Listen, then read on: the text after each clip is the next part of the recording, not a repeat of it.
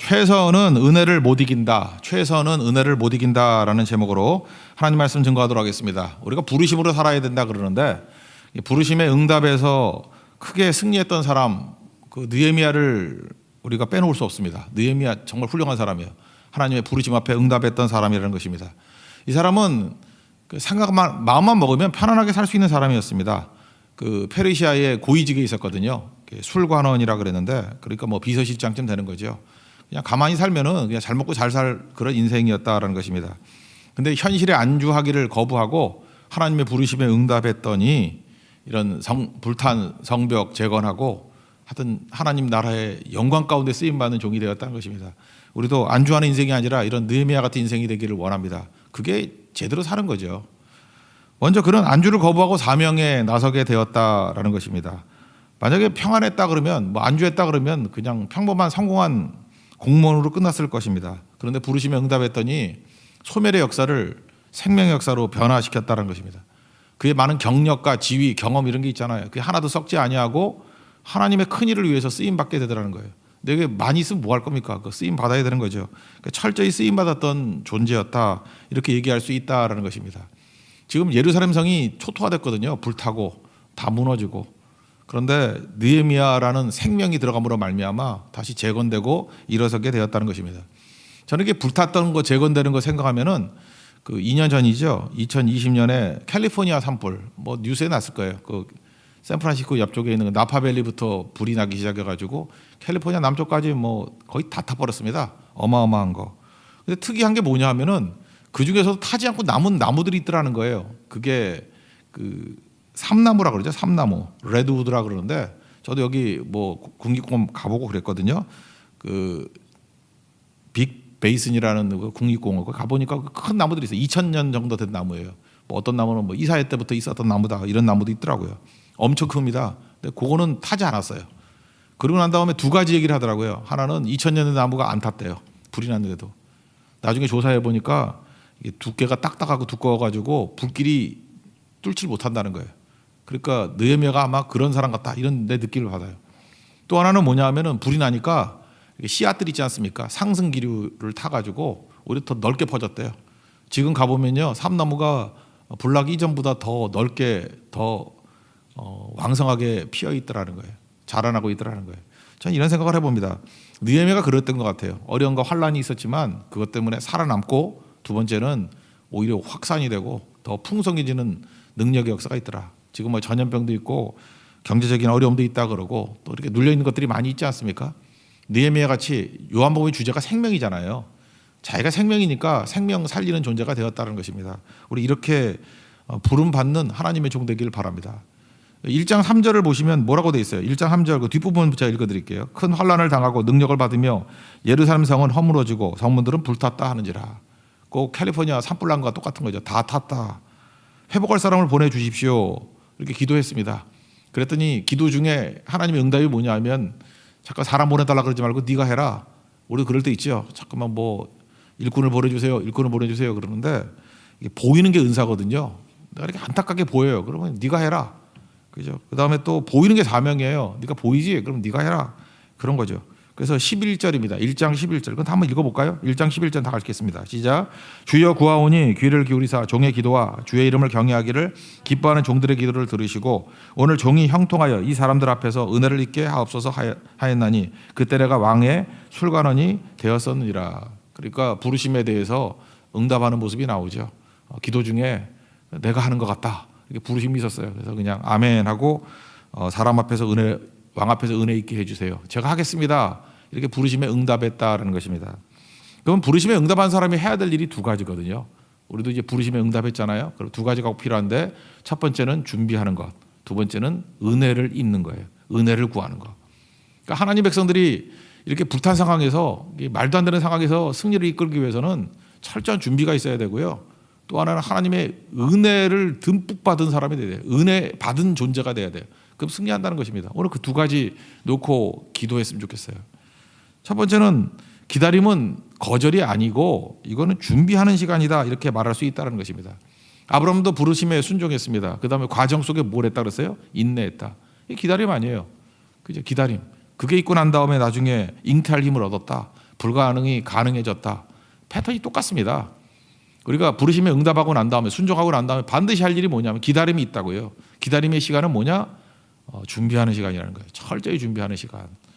이거 느헤미야서 1장 2장 읽으면서요. 맨날 궁금해하는 것들이 있고 저 질문 한 100번도 더 받았어. 그 이유가 뭐냐 하면 이거예요. 1장 1절에 보면요. 아닥사스다 왕 20년 기슬르월 이때 이 불탔다는 소식을 들었다 얘기가 나와요. 기슬르월은 유대 달력으로 보면 9월 달이에요. 이해가 되죠? 9월 달에 들었어요. 기슬르월에. 근데 2장 1절에 보니까 뭐라고 되어 있어요? 아닥사스다 왕 20년 니산월. 니산월은 1월이거든요. 아니 9월 달에 기도했는데 1월 달에 왕 앞에 서게 됐다. 이게 말이 돼요? 시간이 거꾸로 가나? 이것 때문에 뭐 성경이 오류다, 뭐 이해가 안 된다, 뭐 이거 틀린 거 아니냐, 잠깐 이렇게 얘기하는데 그냥 여러분 얘기해 드릴게요. 이스라엘 백성들은요 신년을 언제부터 생각하냐면 7월로 생각해요. 7월. 새로운 해가 시작되는 게 7월이에요. 7월 1일이 나팔절이거든요. 그래서 7월 달부터 새해예요. 새해니까 그때부터 한 해가 시작되는 거예요. 나팔절.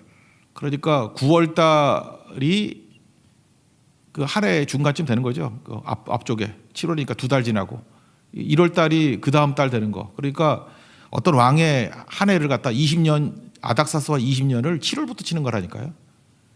이해가 되세요? 이거 혹시 궁금하신 오늘 주제가 아니기 때문에 궁금하신 분은 제가 키워드를 알려드릴게요. 뭐 네이버나 구글 쳐보세요. 로시 하샤나를 쳐보세요. 로시 하샤나 이게 유대 신년이거든요. 유대 신년. 신년이 7월부터 시작돼서 계산을 어떻게 하는지 그러면 이거 해결될 겁니다. 다시는 묻지 마십시오. 머리 아파 죽겠어. 예, 그러니까 이걸로 꼭 확인해 봤으면 좋겠습니다. 그러니까 무슨 얘기예요? 9월에 기도 시작해서 1월까지 했다라는 거예요. 1월에 왕 앞에 섰다는 거예요. 니산월에. 기스르월에 시작해서 1월 달에 왕 앞에 서게 되었다. 4개월이죠. 4개월 동안 뭘 했죠? 준비한 겁니다. 부르심 있고 순종하겠습니다 하고 난 다음에 4개월 동안 철저히 준비했다라는 것입니다. 그러니까 과정의 인내는 그냥 이를 악물고 버티는 게 아니라 준비하는 시간이라니까요. 물론 영적으로 기도로도 준비하겠죠. 근데 또 하나 준비할 게 뭐예요? 실제적인 내용들을 준비해야 된다는 거예요. 그 아닥사스다 왕이 묻습니다. 너 이렇게 얼굴색이 왜 이래 임마? 그렇게 물었더니 그때 준비된 사람이니까 그가 대답하는 것들을 보면 준비된 모습을 보여줍니다. 제가 볼 때 첫 번째는 이거예요. 언어 선택을 준비했어요. 우리 한국말에도 아다르고 어다르다 그런 거죠. 거부감을 주는 언어를 쓰면은 될 일도 안 되거든요. 근데 여기서 예루살렘이라는 단어, 성전이라는 단어는 금기어예요. 그래서 뭐라고 설명하느냐면 조상들의 묘실이 있는 성읍 이렇게 간접적으로 묘사를 합니다. 예루살렘이 불탔다, 성전이 불탔다 이렇게 표현하지 않고 조상들의 묘실이 있는 성읍이 불탔다. 3절을 한번 읽어볼까요? 3절 읽겠습니다. 시작. 왕께 대답하되 왕은 만세수를 하옵소서. 내 조상들의 묘실이 있는 성읍이 이제까지 황폐하고 성문이 불탔사오니 내가 어찌 얼굴에 수심이 없사오리까 하니. 여러분 유교적인 관념이니까 우리는 알죠. 조상의 묘 되게 중요하게 여기죠. 조상의 묘가 파헤쳐졌다. 그러면 이게 힘든 거 아니에요? 우리 임진왜란 끝나고 난 다음에도요. 일본하고 재수교할 때 수교 조건이 뭔지 알아요? 우리 조선 왕조들 무덤 파헤친 놈 잡아오라고. 그게 수교 조건이었어요. 그게 조상의 묘를 엄청 중요하게 여겼잖아요. 그런데 페르시아도 이 종교가 조로아스트교거든요. 이슬람 이전에 조로아스트교에서도 엄청나게 조상의 묘를 중요시하는 거예요. 그러니까 느헤미야는 뭘 깨달은 거죠? 조상의 묘를 중요시하는 그런 마인드가 있으니까 조상의 묘가 파헤쳐졌다, 불탔다. 그러니까 돌아가서 재건해 달라. 그러면은 이해를 할 거다. 공감대가 형성이 될 거다. 이렇게 해서 이런 표현을 쓰는 것입니다. 그러니까 여러분 준비한다는 건요 언어입니다. 언어를 선택 잘해야 된다는 거예요. 뜻만 전달되면 되느냐? 그렇지 않습니다. 언어 선택이 굉장히 중요한 거예요. 언어 선택이 어떤 사람의 마음을 닫기도 하고 마음을 열기도 한다는 거예요. 그럼 왜 이렇게 간접적으로 묘사를 했느냐? 이유가 에스라서 앞에를 보면요 4장에 여기 반대자들 나오잖아요. 뭐 산발라 도비아 이런 놈들 얘네들이 와가지고 방해를 했어요. 방해를 하는데 뭐라 그러냐? 에스더 4장 19절 보면은 얘네들은요 예루살렘 성은 항상 반역하는 성입니다. 그리고 얘네들은 예루살렘 성전 지어놓고 난 다음에 분명히 왕께 반역할 겁니다. 뭐 이렇게 호소를 해요. 그랬더니 이게 굉장히 리즈너블 하거든. 이해할 만하니까 그때 조서를 내려가지고 성전 건축 중단 시킨 왕이 누구냐? 아닥사스다예요. 그러니까 중단시킨 게 누구예요? 아닥사스다인데 지금 아닥사스다에게 지금 다시 요청을 하는 거죠. 성벽 재건하러 간다고. 그러니까 민망하잖아요. 자기가 하지 말라 그런 거를 또 하라 그러는 게. 그래서 이거를 부드럽게 커버하기 위해서 예루살렘이라는 말을 금기어, 성전이라는 말도 금기어. 그래서 조상들의 묘실, 제가 볼 때 이거 굉장히 기도하면서 연구했을 것 같아요. 그죠? 이런 단어를 쓸 줄 아는 거, 이게 되게 중요한 것입니다. 여러분 준비할 때 그거예요. 내 입장만 생각하지 말고 상대에게 있어서 어려운 단어가 뭔지, 어려운 일이 뭔지 그걸 헤아려서 이렇게 단어 선택까지도 준비하는 모습이 꼭 필요하다. 잊지 마십시오. 잠언 25장 11절 보니까 경우에 합당한 말은 은쟁반의 금세가 아니라, 그래 경우에 합당한 말이 있다라는 거예요. 그러니까 그 상황에는 그 단어보다 더 좋은 게 없는 그런 걸 찾아낼 줄 아는 그런 준비된 마음이 있어야 된다는 것입니다. 그러고 난 다음에 이제 뭐 왕이 뭐 마음이 열렸으니까 뭐 해줄까 그랬더니 줄줄이 요청하잖아요. 그래서 제가 이거 보면서 느헤미야는 참 철저하게 준비된 사람이다. 4개월 동안 엄청 준비했구나 그런 생각을 했어요. 그래서 먼저 통과증 달라고. 제국 아니에요, 제국. 그러니까 그 페르시아, 이란 거기서부터 예루살렘까지 갈라 그러면은 통과할 총독들이 많거든. 그러니까 통과증 달라고, 패스포트 달라고, 그죠? 조소로 달라고 그거 요청하고요. 또 하나는 가가지고 목재가 필요하잖아요. 그러니까 목재 담당이 누군지까지 한 거예요. 아삽이라는 목재 담당자가 있는데 그 재료 좀 다 달라고, 그것도 조선으로 달라고. 그 왕이 지금 기분 좋으니까 뭐 다 예스죠. 그리고 또 하나, 아무래도 이게 어떤 놈들이 와가지고 덮치고 그럴 것 같아요. 그래서 호위 군사도 달라고, 다 예스예요. 이거 뭐 해줄까 그럴 때 잠깐만요, 이틀만 시간 주세요. 그리고 준비한 거 아니에요. 그러면 왕 다 잊어버려요. 뭐 해줄까 그럴 때 그 자리에서 다 요청, 줄줄이 요청하고 줄줄이 예스 받았다고요. 이게 준비예요. 여러분도 마찬가지입니다. 하나님께서 여러분 오셔가지고 뭐 맨날 기도할 때 뭘 해줄까 그럴 때 잠깐만요, 이틀만 시간을 주세요. 그러면 끝난 거예요. 주님 뭐 해줄까 그러면은 기도가 그거잖아요. 준비된 게 있어야죠. 이겁니다. 그럴 때 응답도 있는 거고 그렇게 되는 거죠. 줄줄이 응답받는 내용들 한번 볼까요? 7절부터 9절까지 쭉 했던 얘기 세 가지예요. 쭉 읽어봅시다. 시작. 내가 또 왕에게 아뢰되 왕이 많이 좋게 여기시거든 강서쪽 총독들에게 내리시는 조서를 내게 주사 그들이 나를 용납하여 유다에 들어가기까지 통과하게 하시고 또 왕의 삼림 감독 아삽에게 조서를 내리사 그가 성전에 속한 영문의 문과 현곽과 내가 들어갈 집을 위하여 들보로 쓸 제목을 내게 주게 하옵소서 하매 내 하나님의 선한 손이 나를 도우심으로 왕이 허락하고 군대 장관과 마병을 보내어 나와 함께 하게 하시기로 내가 강서쪽에 있는 총독들에게 이르러 왕의 조서를 전하였더니. 줄줄이 요청하고 줄줄이 응답받았다, 그런 얘기입니다. 저는 이렇게 생각해요. 사람은 두 종류 사람이 있습니다. 루틴에 강한 사람이 있고 이벤트에 강한 사람이 있어요. 루틴에 강한 사람은 뭐죠? 성실한 사람이에요. 루틴에 그냥 항상 반주하러 가면 반주하고 항상 찬양하면 찬양하고, 그죠? 항상 방송실에 있으면 방송실에 있고 참 성실하잖아요. 우리 주변에 성실한 사람 되게 많죠. 루틴에 강한 사람들. 루틴에 강한 사람의 특징이 뭐냐? 루틴에 너무 강해가지고 기회가 온 거를 놓쳐요. 이게 특별하게 기회가 온 걸 기회인지 잘 몰라. 놓쳐버린다고. 반면에 이벤트에 강한 사람이 있습니다. 이벤트에 강한 사람은 기회는 잘 잡아. 근데 성실성이 없어. 그죠? 이벤트만 강해. 맨날 뭐 하고 난 다음에 뒤처리 못해요. 어떤 사람이 되자면 둘 다 돼야 되는 거예요. 둘 다. 하나님께서 이렇게 쓰임 받는 사람들 보면요, 루틴에도 강해야 되고 이벤트에도 또 예민한 종이 돼야 된다는 것입니다. 그래서 일상도 강해야 되고 일상에 성실성이 있어야 되고 하나님께서 그때마다 이렇게 기회 주실 때가 있거든요. 이건 간헐적으로 오는 거예요. 기회 절대 놓치지 않는 그런 하나님의 종이 되길 원합니다. 그걸 뭐라 그래요? 준비라 그래요. 우리 금년 한 해도 하나님께서 여러분들에게 엄청난 일들을 주실 거라고 저는 확신합니다. 믿습니까? 준비하십시오.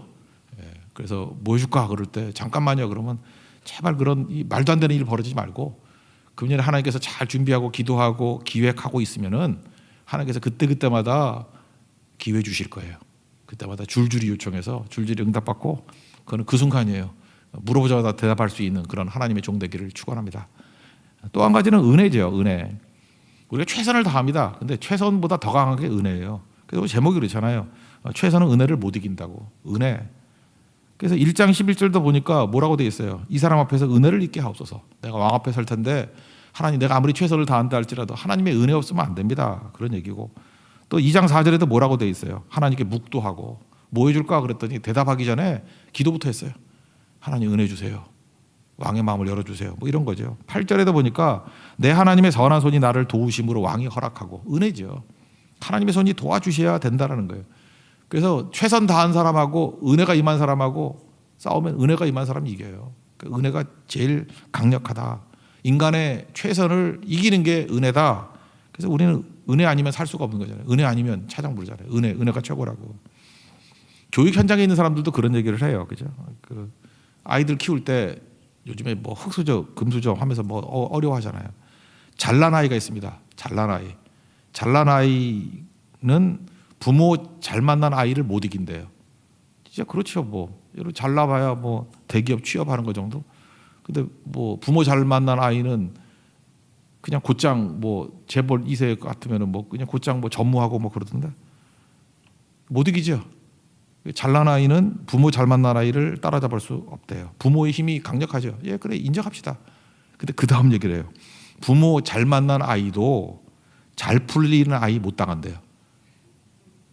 그 잘 풀리는 아이가 뭐예요? 은혜에 입은 아이예요. 잘 풀리는 아이. 오늘도 우리 기도할 때 우리 청소년들 이렇게 나와서 율동도 하고 오늘 예배에 나온 청소년들 위해서 기도합시다. 그 아이들 어떻게 해야 돼요? 잘 풀리는 아이가 되게 해 주옵소서. 못 당해. 이거 비슷한 얘기인데 삼국지에 보면 호로곡 전투라는 게 나오잖아요. 그 3대 전투 중에 하나인데 호로곡 이렇게 호로병 같이 돼 있는 데인데 제갈공명이 위나라 그 사마의 그 코를 몰아넣었어요. 머리가 좁으니까. 그리고 거기다가 폭약 심어놓고 이제 빠져나갈 구멍도 없고 이제 전멸이에요. 그래서 이제 초기 승리하게 될 찬스가 왔다고. 사마의 군대 전멸 위기예요. 다 짰어요. 모든 게 다 완벽해요. 근데 갑자기 비가 오네. 비가 오니까 화약이 물에 젖잖아. 안 터지죠. 그래서 구사일생으로 사마이가 살아서 가요. 호로곡 전투가 유명한 거 아니에요. 그때 제갈공명이 했던 얘기가 이거죠. 용장은 지장을 이길 수 없고 지장은 덕장을 이길 수 없다고. 용장이 뭐예요? 이렇게 장비같이 힘센 놈. 지장은 뭐예요? 자기같이 머리 좋은 애. 그러니까 용장은 지장 못 이겨요. 장비는 절대 제갈공명 못 이겨. 근데 제갈공명도 못 이기는 게 누구예요? 덕장. 덕장이나 사마이. 덕장이 뭐예요? 그냥 소위 말하는 재수 좋은 놈 못 이겨요. 비가 오잖아. 아무리 짜면 뭐 할까? 비 오면 끝나는 거지. 비 안 왔으면 이길 건데. 그러니까 재수 좋은 놈을 아까 그 선생님이 표현한 건 뭐예요? 잘 풀리는 아이. 이렇게 천박한 용어 말고요. 우리 기독교 용어로만. 은혜가 임한 사람 못 당해요. 여러분 은혜가 임한 사람 되시길 바랍니다. 그러면 잘 풀린 인생이 될 거예요. 그죠? 은혜 임한 사람을 누가 당해요? 못 당하지. 항상 승리하는 거죠. 그래서 우리가 부르심에 응답할 때 꼭 필요한 게 뭐냐면 철저한 준비. 또 하나 하나님의 은혜를 입고 나가야 돼요. 은혜 없이는 안 돼요. 우리 교회도 그래요. 교회가 은혜가 사라지면 끝나는 거죠. 하나님의 은혜가 임하니까 사는 거지. 은혜 없이 어떻게 우리가 이길 수 있겠습니까? 은혜만이 살 길이라는 거예요. 청년들도 그래요. 뭐 결혼을 앞두고 뭐 이렇게 기도하고 뭐 그런 것들 있잖아요. 제가 옛날에 그 청년들 많이 있을 때 뭐 청년 사역 왕성하게 할 때 그때 그랬던 것 같아요. 이 자매들이 굉장히 공격적이에요. 막 기도 열심히 하는 자매들을 보면은 자기 멋대로 막 청년들 찍어놓고 막 기도하고 막 그 뒤에 가가지고 뒤통수 대고 막 기도하고 침 튀겨가면서 이 형제를 주옵소서. 무서워요. 형제들이 무서워서 뒤를 쳐다보고 막 도망치고 막 그러거든요. 무섭다고. 그때마다 제가 그 자매들한테 내가 권면하고 있는 게 그거예요. 이제 뭐냐면 너 그렇게 무섭게 네가 기도한다고 되는 게 아니야. 네 가슴에 불타오르면 되는 게 아니라 형제의 가슴에 불이 타올라야 돼. 그렇죠? 그래야 되는 거잖아요. 자기는 불타올라. 이 형제가 내 거라고. 근데 그 형제는 불 꺼져 있어. 그러니까 안 되는 거죠. 그러니까 이걸 좀 성경적으로 표현한다 그러면 이런 거예요. 형제의 마음속에서 자매가 발견돼야 돼요. 이게 빌립보서 2장 9절에 3장 9절에 나오잖아요. 그 안에서 발견되려 함이니. 우리 표델량아의 노래 부르잖아. 그 안에서 발견되려 함이니. 그러니까 내가 불타면 안 되고 내가 기도하는 그 형제의 마음속에서 발견돼야 돼. 그 자매가. 그 스파크가 일어나는 거 아니에요. 그죠? 발견돼야 되는 거. 그러니까 굳이 기도를 한다 그러면은 나 불타오르게 기도하지 말고 그 형제의 마음속에서 내가 발견되게 해달라고. 이걸 고상하게 말하면 뭐예요? 은혜가 임하게 해달라고. 마음이 열려서 내가 발견되게 해달라고. 우리 그것도 아니에요. 우리가 최선을 다해서 구원받는 겁니까? 그거 공로주의잖아요. 예수님을 우두커니 봤더니 NIBC 내가 죽고 예수님이 살아계신 거예요. 그래서 제가 예수님을 우두커니 봤더니 예수님 속에 누가 있어요? 내가 있네. 예수님의 마음속에 내가 있어요. 그 속에서 발견되려 하면 그 속에 누가 발견됐어요? 내가 발견됐어요. 그러니까 예수님이 나를 사랑하는 거지. 그죠? 세상 만사가 다 그래요. 사업을 하죠. 그러면 나만 뭐 하고 하겠다는 열망이 있으면 안 되고 내 사업 파트너의 그 마음 속에 내가 발견돼야 돼. 그럼 무조건 사업 되는 겁니다. 그거. 계약 되는 거고. 그게 되게 중요한 거죠. 지금 아닥사스다 왕 마음 가운데 느헤미야가 발견된 거예요. 그죠? 은혜죠. 그걸 은혜라 그래. 은혜. 그의 마음 가운데 느헤미야가 발견됐어. 그러니까 다 허락하잖아요. 줄줄이 요청하는 거, 줄줄이 허락하잖아요. 이게 은혜입니다. 은혜. 은혜는 하나님이 주시는 건데 하나님 앞에 엎드리는 그 모습이 꼭 있어야 된다는 거예요. 그러니까 세상 만사 제일 강한 사람이 누구예요? 은혜입니다. 최선은 절대로 은혜를 이길 수 없다라는 것입니다. 그래서 뭐 잠언 21장 1절 같은 데 보니까 왕의 마음 여호와의 손에 있다 그러잖아요. 왕의 마음이 여호와의 손에 있으니 뭐 사람의 마음 여호와의 손에 다 있겠죠. 그러니까 여러분들이 그렇게 해야 돼. 오늘도 기도하실 때 하나님 내 파트너들, 내가 이렇게 상대해야 될 많은 사람들 가운데 그의 마음속에 제가 발견되게 해주세요. 그죠? 은혜를 부어 주십시오. 은혜를 있게 하옵소서. 뭐 다 똑같은 얘기인데 이 비결을 알면 승리하는 거예요. 그래서 은혜를 구하는 사람들은 항상 기도하게 돼 있잖아요. 그죠? 그냥 부딪히지 않습니다. 자신만만해가지고 니까짓 게 뭔데 이러지 않고요. 나는 준비가 철저하기 때문에 안 될 게 없어. 그러면 쓰러질 때가 많아요. 준비하고 또 하나는 하나님의 은혜 입은 자, 잘 풀리는 자, 세상 말로 하면 재수 좋은 자 못 당해요. 은혜로 승리할 수 있는 하나님의 거룩한 종 되기를 바랍니다. 어떤 회사 사원이라 그러는데 사원이 참 멋있는 것 같아요. 하나님을 기쁘게, 또 하나는 사원을 기쁘게. 참 멋있는 것 같아요. 그죠? 우리는 일을 위해서만 부르심 입은 게 아니라 관계를 위해서도 부르심 입었습니다. 은혜가 하나님과의 관계에서도 은혜를 받아야 되지만 사람과의 관계에서도 은혜를 받아야 돼요. 그래 일이 풀리는 거죠. 하나님을 기쁘게, 그 마음을 열린다는 거죠. 사원을 기쁘게. 이게 제대로 된 사람이에요. 느헤미야 보세요. 하나님을 기쁘게 했고 아닥사도 왕을 기쁘게 하잖아요. 그죠? 이게 진짜 일이 되는 사람들의 모습이라는 것입니다. 기도는 그렇게 하는 겁니다. 그 사람 속에서 내가 발견될 수 있도록 은혜 부어 주옵소서. 예수님도 그랬던 것 같은데요. 누가복음 2장 52절 보니까 지혜와 키가 자라나고 그다음 뭐라 그래요? 하나님과 사람에게 더욱 사랑스러워 가시더라. 그게 뭐 은혜 받았다 그 얘기 아니에요? 하나님과 사람 속에서 예수님이 발견되더라. 사랑스러워져 가더라 그런 뜻이라는 것입니다. 우리 하나님 앞에서 여러분들 잘 쓰임 받기 위해서 부르심에 응답한 백성들 준비합니다. 4개월 동안 철저히 준비하고 그 다음에 4개월 동안 하나님의 은혜의 부어주심을 구하는 종이 되었을 때 모든 일에 승리했다는 것입니다. 그런 승리가 있는 믿음의 종 되기를 축원합니다. 자리에서 일어나겠습니다. 우리 은혜 찬양하겠습니다. 은혜.